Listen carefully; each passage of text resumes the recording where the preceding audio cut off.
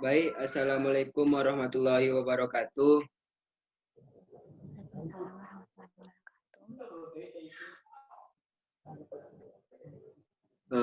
Di sini saya sebagai moderator, nama saya Intan Epang Fauzar, akan menjadi moderator dari kelompok 4 yang membahas tentang Orde Lama dan Pemilu 1959 di Indonesia. Baik, sebelum saya berikan kepada penyaji, saya akan menjelaskan latar belakang dari Orde Lama. Yaitu dengan adanya istilah Orde Lama merujuk kepada masa pemerintahan Presiden Soekarno yang mulai tahun 1945 sampai 1968. Secara resmi, Orde Baru berakhir pada tahun 1967 ketika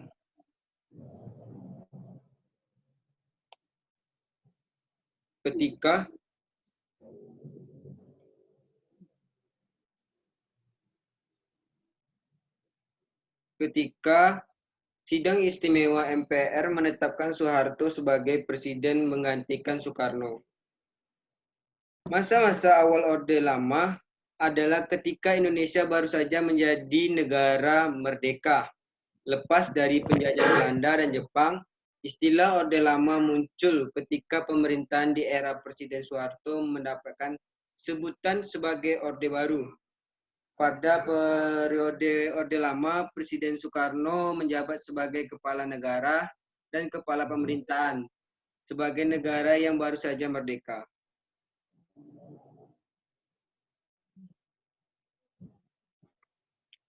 Tidak aneh jika terjadi beberapa peralihan sistem pemerintahan di masa Orde Lama.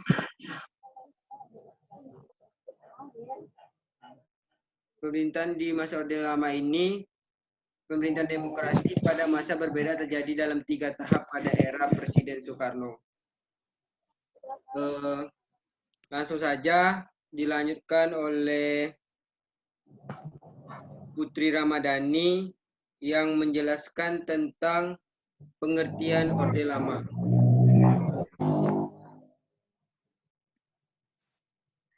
Baiklah, yaitu pengertian Orde Lama. Soekarno tahun 1901 sampai 1970 yang lahir di Surabaya pada masa pemerintahan kolonial Belanda adalah pemimpin nasionalis dan pahlawan nasional yang mendedikasikan hidupnya kepada perjuangan kemerdekaan Indonesia. Meskipun bertumbuh dalam lingkungan tradisional Jawa, dan dikombinasikan dengan pengaruh Bali dari sisi keluarga ibunya, Soekarno mendapatkan pendidikan di sekolah-sekolah modern kolonial Belanda. Sejak usia muda, minat utamanya adalah membaca buku-buku dengan topik filosofi, politik, dan sosialisme. Waktu masih sekolah di Surabaya, Soekarno tinggal di rumahnya Omar Said Djokro-Minoto, pemimpin pertama dari Serikat Islam yang kemudian menjadi gerakan penting untuk kebangkitan nasional Indonesia. Djokro-Minoto menjadi mentor politik dan inspirasi bagi Soekarno. Pada tahun 1927, Soekarno mendirikan dan menjadi pemimpin sebuah organisasi politik yang disebut Partai Nasional Indonesia, yang bertujuan untuk mencapai kemerdekaan penuh untuk Indonesia. Namun, aktivitas politik subversif ini menyebabkan penangkapan dan juga pemenjaraan oleh rezim pemerintahan kolonial Belanda yang represif di tahun 1929. Bagi orang-orang Indonesia pada saat itu, pembuangan Soekarno itu malah memperkuat saja citranya sebagai pahlawan nasional dan pejuang kemerdekaan. Setelah pembebasannya, Soekarno berada dalam konflik yang terus berkelanjutan dengan pemerintahan kolonial selama tahun 1930-an, menyebabkan Soekarno berkali-kali dipenjara. Waktu Jepang menginvasi Hindia Belanda pada bulan Maret 1942, Soekarno menganggap kalau kolaborasi dengan Jepang sebagai satu-satunya cara untuk meraih kemerdekaan secara sukses. Sebuah taktik yang terbukti efektif.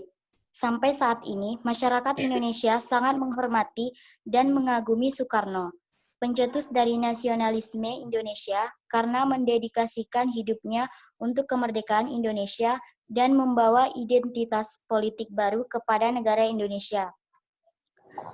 Waktu Soekarno atau Presiden pertama Indonesia bersama Muhammad Hatta atau Wakil Presiden pertama Indonesia, dua nasionalis paling terkemuka di Indonesia, memproklamasikan kemerdekaan Indonesia pada 17 Agustus 1945, bersama dengan publikasi konstitusi yang pendek dan sementara Undang-Undang Dasar 1945. Tantangan-tantangan mereka masih jauh dari berakhir. Nyatanya akan membutuhkan 4 tahun revolusi lagi untuk melawan Belanda yang setelah dibebaskan dari Jerman di Eropa kembali untuk mengklaim kembali koloni mereka.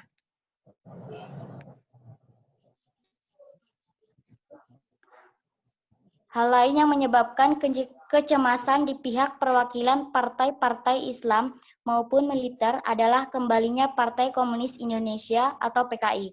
Setelah dilarang oleh pemerintahan kolonial pada tahun 1927 karena mengorganisir pemberontakan di Jawa Barat dan di Sumatera, PKI meraih dukungan di Jawa Tengah dan Jawa Timur dan menjadi salah satu partai paling populer dalam skala nasional yang merupakan kekuatan politik. Dan terakhir, ada juga para nasionalis yang menekankan kebutuhan akan jamin hak-hak individu versus negara. Para nasionalis berjuang dalam PNI, versi partai dari gerakan PNI yang telah disebut sebelumnya, yang didirikan oleh Soekarno pada tahun 1927 dan yang bertujuan meraih kemerdekaan. PNI meraih banyak dukungan di Indonesia, makanya Soekarno harus mencari sebuah cara untuk menyatukan sudut pandang yang berbeda-beda ini. Pada bulan Juni 1945, Soekarno menyampaikan pandangannya mengenai kebangsaan Indonesia dengan memproklamasikan filosofi Pancasila. Pancasila ini adalah 5 prinsip yang akan menjadi dasar negara Indonesia. Yang pertama, ketuhanan yang Maha Esa. Kedua, kemanusiaan yang adil dan beradab. Ketiga, persatuan Indonesia. Keempat, kerakyatan yang dipimpin oleh hikmat kebijaksanaan dalam permusyawaratan perwakilan. Dan kelima, keadilan sosial bagi seluruh bangsa Indonesia. Namun, ada satu masalah berkelanjutan yang menjadi penghalang persatuan masyarakat Indonesia yang sangat pluralistis melalui Pancasila, yaitu adalah tuntunan pendirian negara Islam oleh partai-partai Islam. Pada awalnya, Panitia 9, komite yang terdiri dari 9 tokoh kemerdekaan yang merumuskan dasar negara Indonesia, setuju untuk menambahkan tambahan pendek pada sila pertama, ketuhanan dengan kewajiban menjalani syariat Islam bagi pemeluk-pemeluknya. Namun sebelum diumumkan ke publik, tambahan pada dasar negara tahun 1945 versi pertama ini dikenal sebagai Piagam Jakarta. Dihapuskan karena kekhawatiran bahwa hal ini bisa menimbulkan kemarahan dari kelompok non-muslim atau para muslim yang tidak terlalu religius. Penghapusannya kemudian menyebabkan ketidakpercayaan yang dalam pada kelompok nasionalis sekuler oleh komunitas muslim yang lebih ortodoks. Dalam sejarah politik Indonesia, istilah Orde Lama merujuk kepada masa pemerintahan Presiden Soekarno yang berlangsung mulai tahun 1945 sampai tahun 1968. Secara resmi, Orde Baru berakhir pada tahun 1967 ketika Sidang Istimewa MPR menetapkan Soeharto sebagai presiden menggantikan Soekarno. Masa-masa awal Orde Lama adalah ketika Indonesia baru saja menjadi negara merdeka, lepas dari penjajahan Belanda dan Jepang. Istilah Orde Lama muncul ketika pemerintahan di era Presiden Soeharto mendapatkan sebutan sebagai Orde Baru. Pada periode Orde Lama, Presiden Soekarno menjabat sebagai kepala negara dan kepala pemerintahan. Sebagai negara yang baru saja merdeka, tidak aneh jika terjadi beberapa peralihan sistem pemerintahan di masa Orde Lama ini. Sistem-sistem pemerintahan demokrasi pada masa Orde Lama yang berbeda terjadi dalam 3 tahap pada era kepemimpinan Presiden Soekarno. Sekian dari saya. Terima kasih.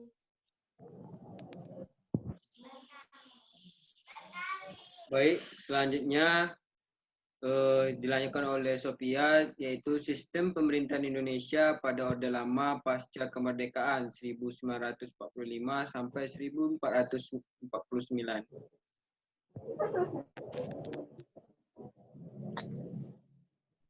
Baiklah, Assalamualaikum warahmatullahi wabarakatuh. Saya akan mempresentasikan tentang sistem pemerintahan Indonesia pada masa Orde Lama. Yang pertama itu pasca kemerdekaan tahun 1945 sampai 1949. Sejarah kemerdekaan Indonesia yang pada hari Bapak Soekarno-Hatta memproklamirkan bahwa negara Indonesia telah merdeka. Indonesia belum memiliki undang-undang dasar sebagai dasar negara. Oleh karenanya, pemimpin bangsa pada masa itu membentuk sebuah panitia penyusun undang-undang yang biasanya dikenal sebagai BPUPKI. Saat itu, BPUPKI dipimpin oleh Dr. Regiman Widyodiningrat. Dan sayangnya, BPUPKI masih sangat terikat oleh Jepang. Di masa gerak-gerik dan rencana BPUPKI selalu mendapatkan campur tangan dari Jepang. Meski begitu, BPUPKI berhasil merumuskan dasar negara Indonesia. Pancasila yang dicanangkan oleh 3 tokoh yaitu Muhammad Yamin, Dr. Supomo, dan Insinyur Soekarno. Nama Pancasila sendiri digunakan oleh Insinyur Soekarno, di mana 5 sila final yang digunakan merupakan 5 sila yang disusun secara bersamaan. Tak hanya itu, Pancasila yang saat ini kita semua kenal digunakan sebagai dasar negara dan dasar hukum pada sistem presidensial. Badan eksekutif dan legislatif berdiri secara independen. Ciri-ciri adalah sebagai berikut. Yang pertama, Presiden merupakan kepala negara dan kepala pemerintahan. Kedua, Presiden dipilih langsung oleh rakyat atau Dewan Majelis. 3, Kabinet dibentuk oleh Presiden. 4, Presiden tidak bertanggung jawab pada parlemen dan Presiden juga tidak memiliki hak untuk membubarkan parlemen. 4, kekuatan legislatif dipegang oleh parlemen dan parlemen dipilih oleh rakyat. Yang terakhir, Presiden tidak diawasi oleh parlemen. Pada masa pasca kemerdekaan dari 1945 hingga 1949, Indonesia menggunakan sistem presidensial dengan aturan perundang-undangan utama adalah UUD 1945 yang disusun oleh Sidang Kedua BPUPKI. Hanya saja penyusunan Undang-Undang Dasar 1945 tentu masih perlu banyak perbaikan karena memang itu disusun dalam waktu yang sangat singkat. Selanjutnya adalah Konstitusi Republik Indonesia Serikat atau RIS, yaitu 1949 sampai 1910. Tahun 1947, Belanda kembali memaksa Indonesia melalui agresi militer 1 dan 2. Pada agresi militer 2, Indonesia secara terpaksa harus membentuk pemerintahan darurat Republik Indonesia karena Soekarno dan Muhammad Hatta ditangkap oleh Belanda sehingga Saifuddin Prawiranegara mengambil alih kekuasaan di Sumatera. Selang beberapa bulan terjadinya agresi militer dua, Indonesia dan Belanda mengadakan konferensi meja bundar. Hasil dari konferensi tersebut adalah Indonesia harus mendirikan Republik Indonesia Serikat, dua menyerahkan kedaulatan, dan ketiga berdirinya Uni Indonesia Belanda. Kemudian Indonesia pun berubah menjadi Republik Indonesia Serikat dengan UUD RIS sebagai dasar negara yang digunakan. RIS tidak berjalan lama karena perubahan negara ini merupakan paksaan dari pihak Belanda, sehingga tokoh-tokoh Indonesia membuat perjanjian dengan negara serikat lainnya untuk mendukung Indonesia kembali menjadi Republik Indonesia. Kemudian demokrasi liberal, yaitu tahun 1950 sampai 1959. Periode dalam pengertian Orde Lama ini disebut masa demokrasi liberal karena menggunakan prinsip-prinsip liberal dalam politik dan sistem ekonominya. Dalam sistem demokrasi liberal, beberapa partai besar seperti Masyumi, PNI, dan PKI memiliki partisipasi besar dalam pemerintahan. Kabinet-kabinet yang bertanggung jawab kepada parlemen DPR kemudian dibentuk berdasarkan UUDS 1950. Setiap kabinet yang berkuasa harus mendapatkan dukungan mayoritas dari DPR pusat. Dan ini beberapa ciri-ciri dari sistem pemerintahan demokrasi liberal. Yang pertama, presiden hanya bertindak selaku kepala negara dan hanya berhak mengatur pembentukan kabinet. 2. Presiden dan wakilnya tidak dapat diganggu-gugat. 3. Kebijakan pemerintahan dipertanggungjawabkan oleh pemerintah, yaitu Perdana Menteri. 4. Presiden memiliki hak untuk membubarkan DPR. 5. Pengangkatan Perdana Menteri dilakukan oleh Presiden. 6. Kewenangan terbesar dalam pemerintahan dan pengambilan keputusan dipegang oleh parlemen. 7. Kabinet yang menjalankan pemerintahan akan diganti sesuai dengan tugasnya.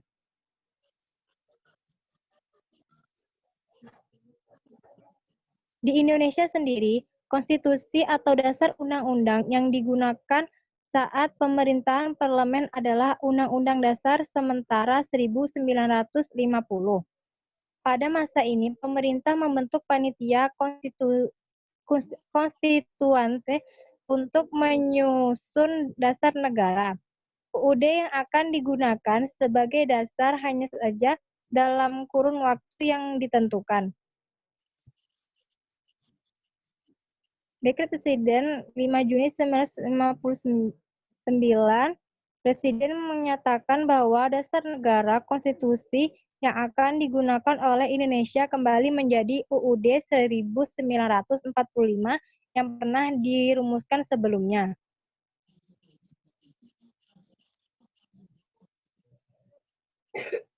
Perlu diketahui juga, karena pada masa ini Indonesia menggunakan sistem pemerintahan parlemen, Indonesia pun memiliki berbagai kabinet. Dalam kurun waktu 9 tahun saja, Indonesia mengalami 7 kali perubahan kabinet Natsir, Sukiman, Wilopo, Ali Sastroamidjojo, Burhanuddin Harahap, Ali Sastroamidjojo II, dan Juanda. Banyaknya perubahan kabinet ini terjadi karena terdapat dua partai besar yang saat itu berkuasa dan saling merebut posisi kabinet, yaitu Partai Masyumi dan PNI. Berikutnya adalah demokrasi terpimpin, yaitu 1959 sampai 1967. Soekarno sadar bahwa periode demokrasi liberal telah perkembangan Indonesia karena perbedaan-perbedaan ideologis di dalam kabinet. Solusi yang disampaikan Soekarno adalah demokrasi terpimpin yang berarti pengembalian kepada UUD 1945 yang mengatur sistem kepresidenan yang kuat dalam tendensi otoriter. Dengan cara ini, ia memiliki lebih banyak kekuasaan untuk melaksanakan rencana-rencananya. Pihak militer yang tidak senang dengan perannya yang kecil dalam soal-soal politik hingga saat ini mendukung perubahan orientasi ini pada tahun 1968.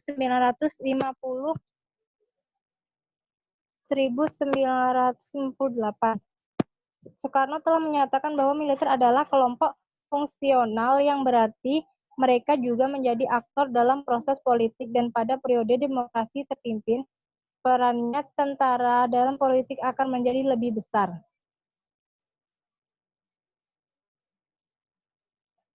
Ini adalah bentuk ciri-ciri dari demokrasi terpimpin yang terjadi pada zaman Indonesia tahun 1959. Yang pertama, pada masa demokrasi terpimpin ini, akhirnya Indonesia kembali menjadi negara kesatuan Pancasila sebagai ideologi negara dan UUD 1945 sebagai dasar negara. Dua,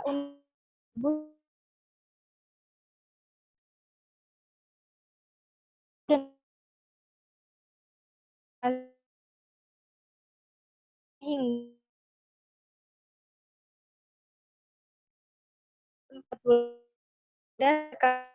lebih dari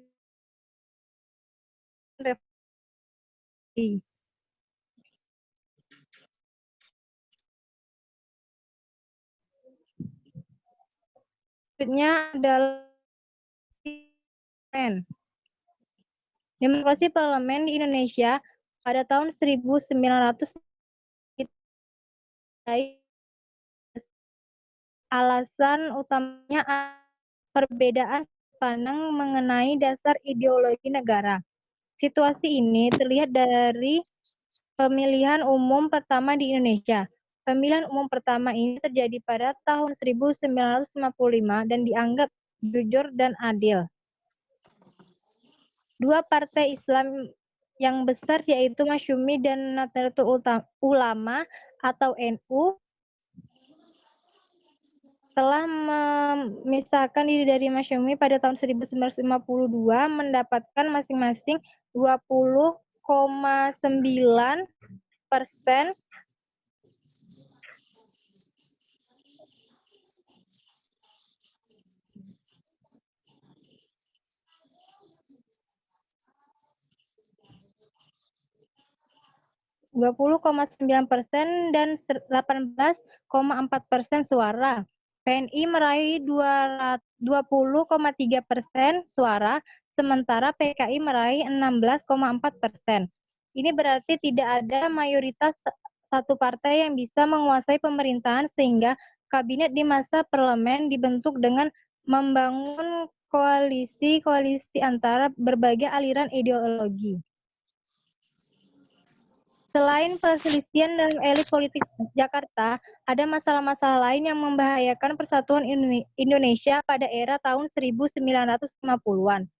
Gerakan melintang Darul Islam yang bertujuan mendirikan negara Islam dan menggunakan teknik perang gerilya untuk mencapai tujuannya telah memenangkan wilayah-wilayah di Jawa Barat, Sulawesi Selatan, dan Aceh. Gerakan ini telah dimulai selama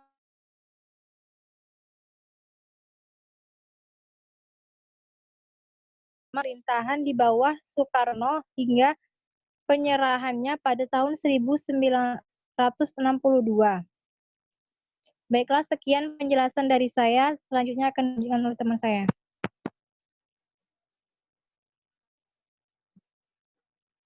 Baik, selanjutnya dijelaskan oleh Vivi Norsyopianti yaitu tentang peristiwa misterius gerakan 13 September dan peralihan masa pemerintahan. Baiklah, Assalamualaikum warahmatullahi wabarakatuh. Saya Vivi Norsyopianti akan menjelaskan tentang kudeta misterius Gerakan 30 September dan peralihan masa pemerintahan. Masalah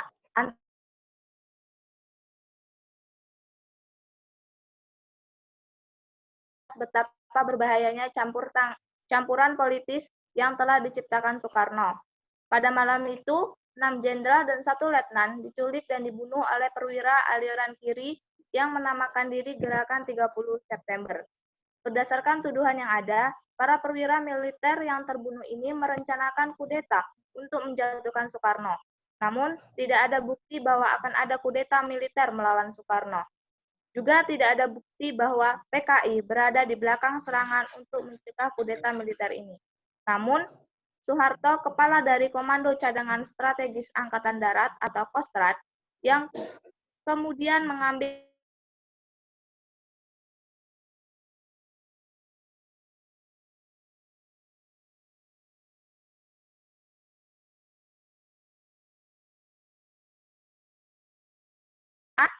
Jawa Barat, Bali, dan Sumatera Utara. Dugaan jumlah korban bervariasi di antara 400.000 sampai 1 juta orang. Banyaknya isu mengenai kudeta ini dan tindakan-tindakan anti-komunis selanjutnya tetap tidak jelas sampai saat ini dan kemungkinan besar tidak akan diketahui kebenarannya. Setelah Orde Baru, Soeharto berakhir pada tahun 1998, masyarakat Indonesia mulai meragukan penjelasan resmi dari pemerintah yang menyalahkan komunis. Namun, bab sejarah ini tidak menerima perhatian besar dalam diskusi publik kecuali sebuah laporan Komisi Nasional Hak Asasi Manusia atau Komnas HAM pada tahun 2012 yang menyatakan pembantaian ini sebagai pelanggaran hak asasi manusia luar biasa.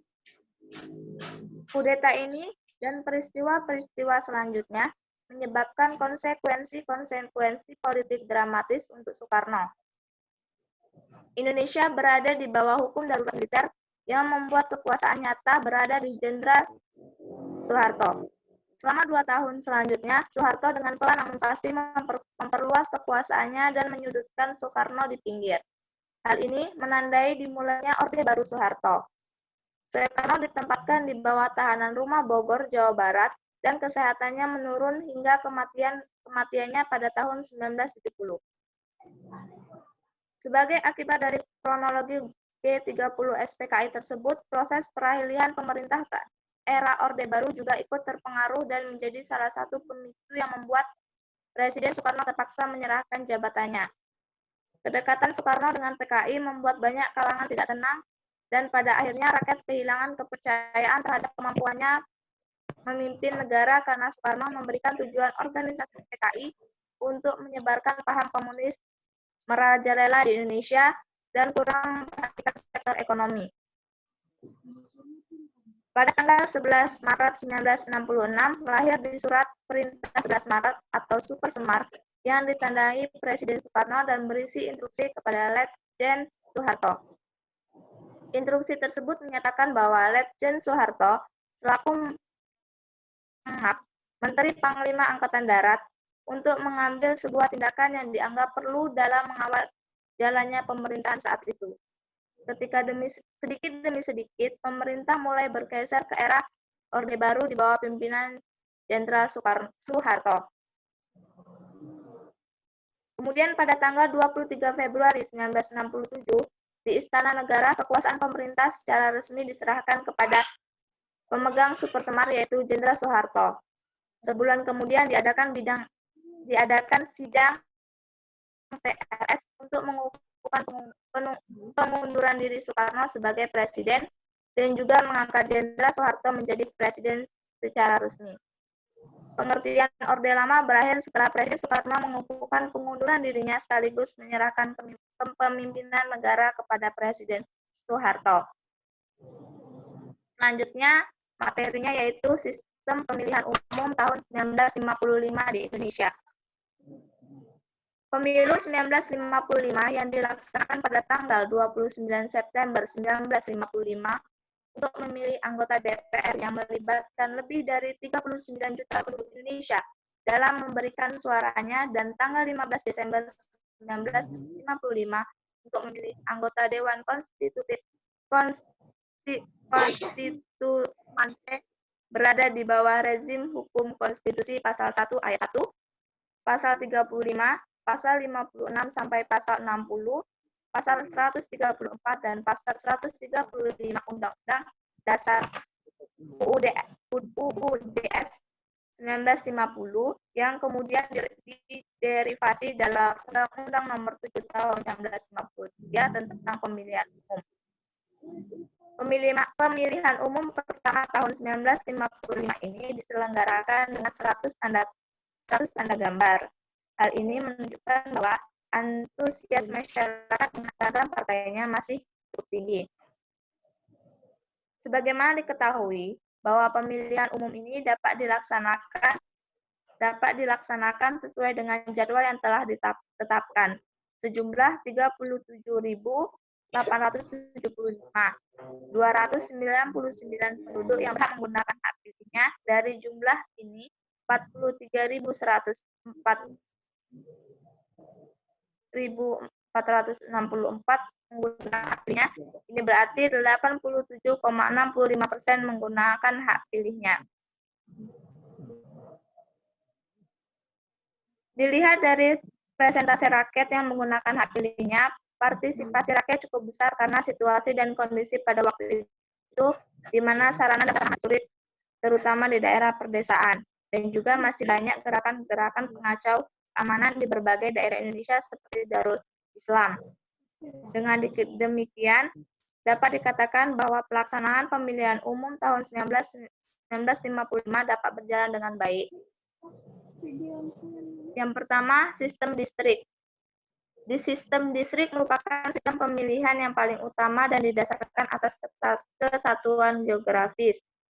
Setiap kesatuan geografis ini bisa disebut distrik, yang mencakup satu wilayah kecil yang mempunyai satu wakil dan parlemen. Keuntungan dari sistem distrik ini yang pertama, karena kecilnya distrik, maka wakil yang terpilih dapat dikenal oleh penduduk distrik, sehingga hubungannya dengan distrik lebih erat. Yang kedua, sistem ini lebih mendorong ke arah integrasi partai-partai politik karena kursi yang diperebutkan dalam sistem distrik pemilihan hanya satu. Yang ketiga, fragmentasi partai atau kecenderungan untuk membentuk partai baru dapat dibendung, malah sistem ini dapat mendorong ke arah penyederhanaan partai secara alami dan tanpa paksaan. Kelemahan dari distrik yaitu yang pertama, sistem ini kurang memperhitungkan adanya partai-partai kecil dan golongan minoritas, apalagi jika golongan ini terpencar dalam beberapa distrik. Yang kedua, sistem ini kurang representatif dalam arti bahwa partai yang calonnya kalah dalam suatu distrik kehilangan suara yang telah mendukungnya. Yang kedua adalah sistem proporsional. Sistem ini biasanya digunakan untuk menghilangkan beberapa kelemahan dari sistem distrik. Dalam sistem ini, jumlah kursi yang diperoleh oleh suatu golongan atau partai adalah sesuai dengan jumlah suara yang diperoleh dari masyarakat. Kelebihan dari proporsional yang pertama, sistem proporsional dianggap lebih demokratis dalam arti lebih egalitarian karena asas one man one vote dilakukan secara penuh, praktis, tanpa ada suara yang hilang. Yang kedua, sistem proporsional dianggap representatif karena jumlah kursi partai dalam parlemen sesuai dengan jumlah suara yang diperolehnya dari masyarakat dalam pemilu. Kelemahan dari sistem proporsional yaitu yang pertama, sistem ini mempermudahkan fragmentasi partai. Yang kedua, sistem ini kurang mendorong partai-partai untuk berintegrasi satu sama lain dan memanfaatkan kesamaan yang ada. Yang ketiga, sistem proporsional memberikan kedudukan yang kuat pada pemimpin partai melalui sistem daftar.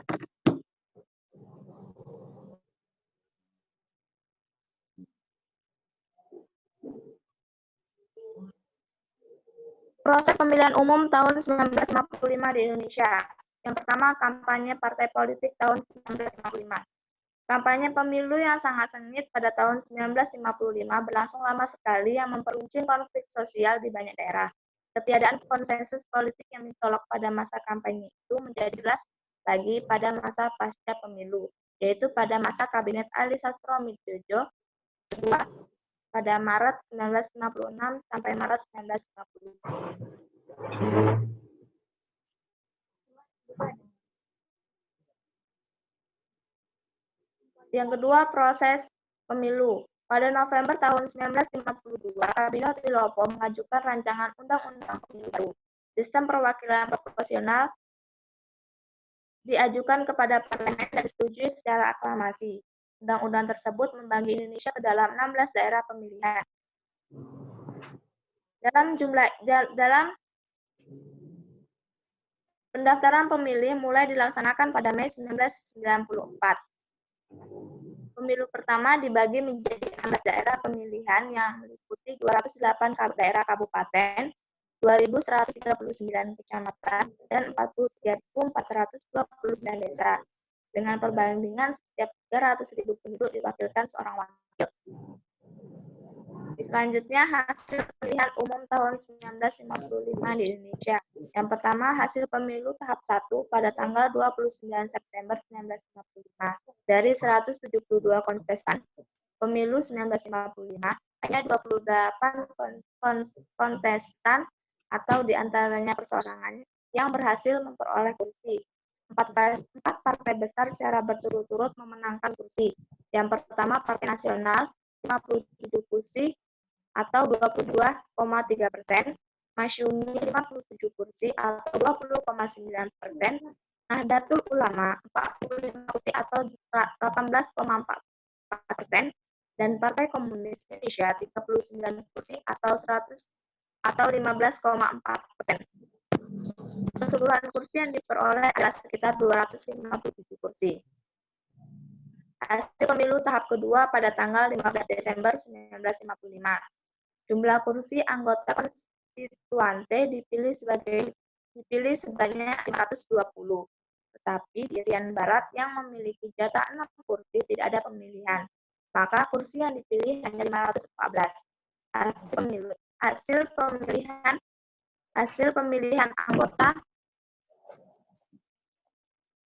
Hasil pemilihan anggota Dewan Konstituante menunjukkan bahwa PNI, NU, dan PKI meningkat dukungannya.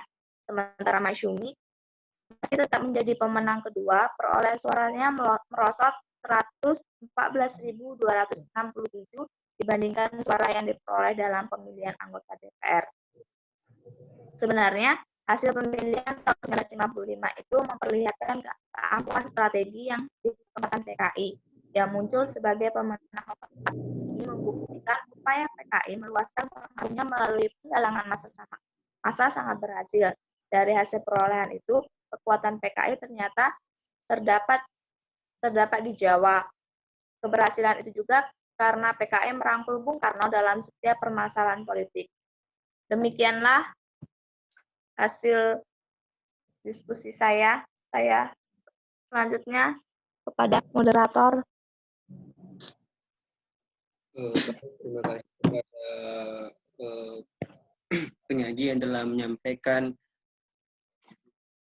hasil dari diskusi kami tentang Orde Lama dan pemilu. Di sini saya akan menutup dengan simpulan bahwa dalam sejarah politik Indonesia, istilah Orde Lama merujuk kepada masa pemerintahan Presiden Soekarno yang berlangsung mulai tahun 1945 sampai tahun 1968.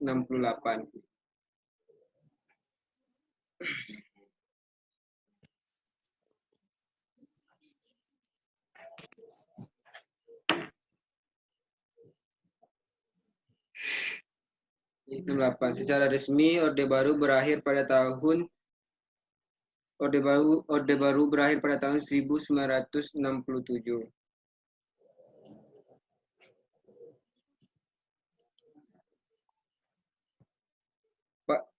Ketika sidang istimewa MPR menetapkan Soeharto sebagai presiden menggantikan Soekarno, masa-masa awal Orde Lama adalah ketika Indonesia baru saja menjadi negara merdeka, lepas dari penjajahan Belanda dan Jepang.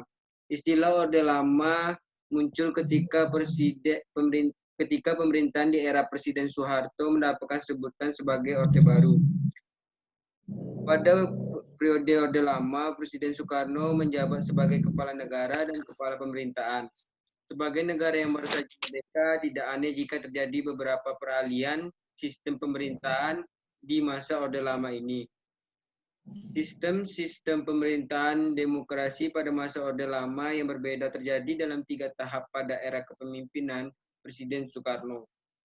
Pada masa pasca kemerdekaan dari tahun 1945 hingga 1949, Indonesia menggunakan sistem presidensial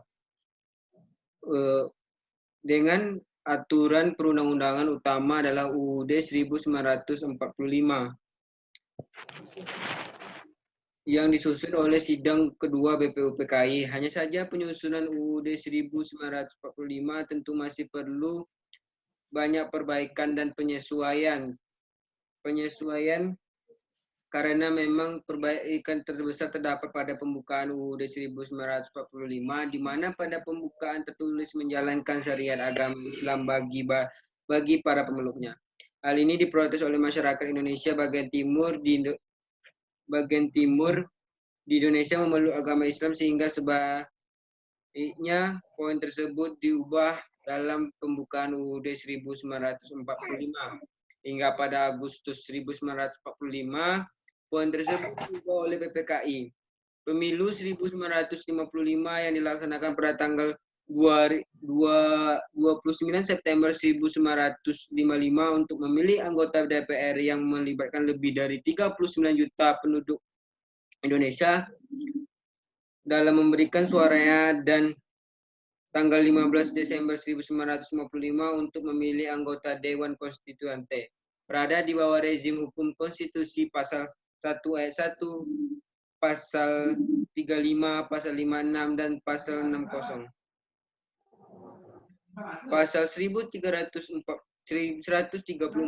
dan pasal 135 UUD 1950 yang kemudian direvisi dalam Undang-Undang Nomor 7 Tahun 1953 tentang pemilihan umum. Pemilu tersebut berada dalam konteks sistem ketatanegaraan kabinet parlementer dengan sistem multipartai. Pemilihan umum pertama tahun 1955 ini diselenggarakan dengan 100 tanda gambar. Hal ini menunjukkan bahwa antusias masyarakat dengan beragam partai yang masing-masing cukup tinggi. Namun setelah diadakan penyederhanaan akhirnya diketahui bahwa pemilihan umum ini dapat dilaksanakan sesuai dengan jadwal yang telah ditetapkan. Sejumlah 37.875.299 rupiah penduduk yang berhak menggunakan hak pilihnya, dan jumlah ini 43.464